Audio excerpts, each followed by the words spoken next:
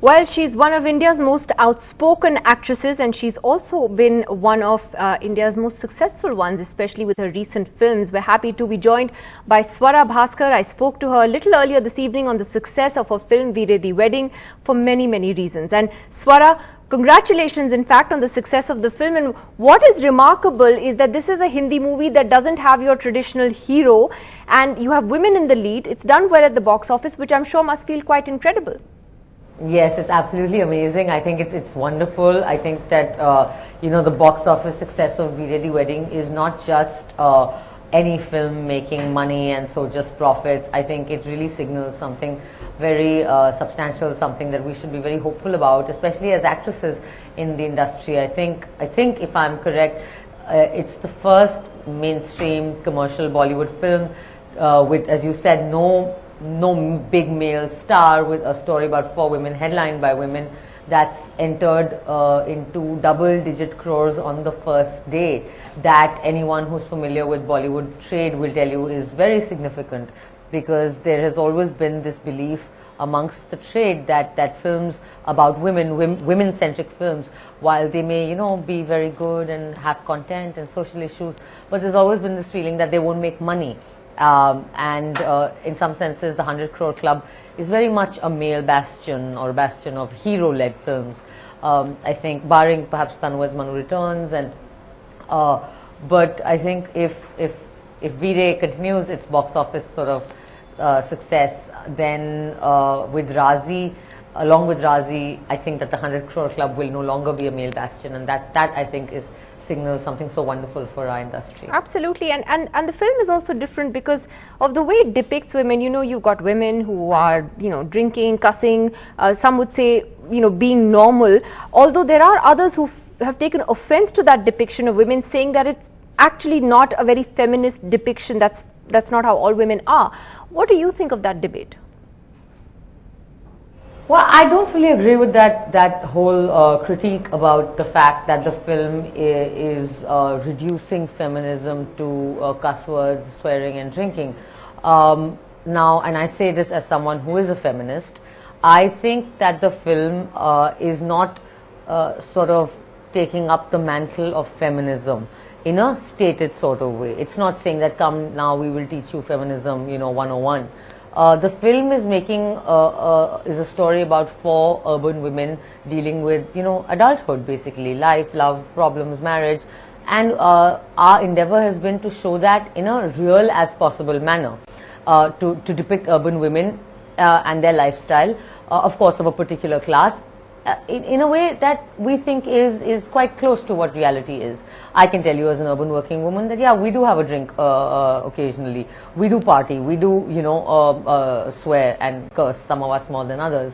So I think that for me, what is empowering about the film is that it shows precisely the fact that it shows women choosing to deal with real problems in as real a way as possible, perhaps in a flawed way, in a confused way. But what is empowering about the film is that it shows women making choices. They may be wrong choices, they may be bad choices, but at least they're making their own choices. They're not looking to a man to say, you decide for me, or Bauji, can I go now with the love of my life? It's not that narrative, right? It's women making their own mistakes and then learning from their own mistakes.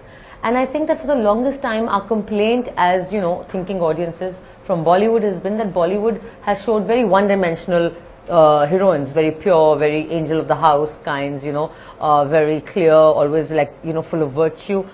Now when we finally have flawed heroines, now we have a problem that why are they so flawed, why are they smoking and drinking? I mean, I think, you know, I think we've got to kind of loosen up a little bit, and for me, the film is empowering, but I think that the audience is open to take what they want from it. Well, you know, that one scene that stars you has created quite a storm, and I'm sure you knew that would happen when you were filming it, but forget the trolls for just a minute. It's actually important, that scene, because it shows a woman taking charge of her own sexuality, which is also new for Hindi cinema. Yeah, of course. I mean, I think that the scene, the way it's been shot, and the completely unapologetic nature of it is something quite new for Hindi cinema. And I think that, I mean, yeah, I think that I'm not surprised that some people are not comfortable with it, and that, you know, it's a bit of a no-brainer that there would be a lot of people who would take the opportunity to slut shame me, or, you know, kind of have an issue with it, or and so on. Well, that's fine. I think that there are a lot more people who are, as you're saying, who see this as something that is, you know, fairly laudable.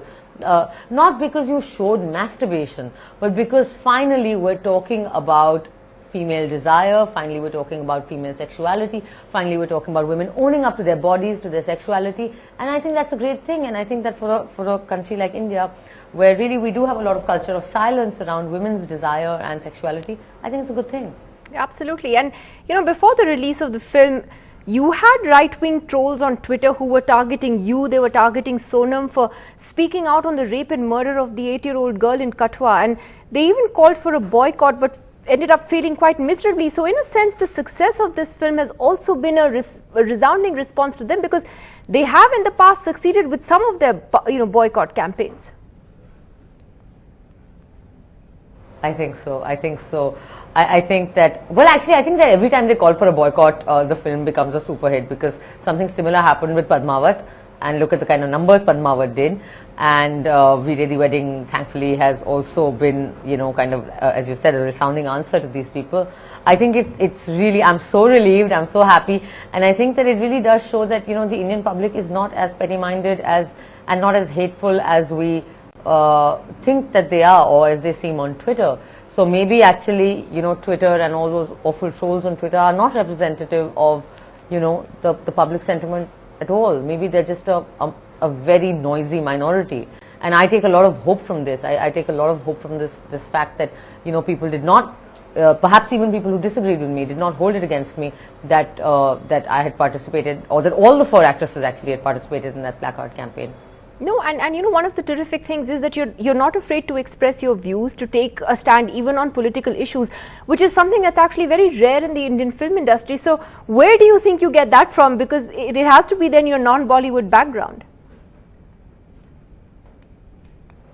Well, I don't know. I think that I come from, I think a lot of it has to do with my parents. I come from my parents. My mom was an academic. My father's pretty much almost an academic. He's a defense analyst.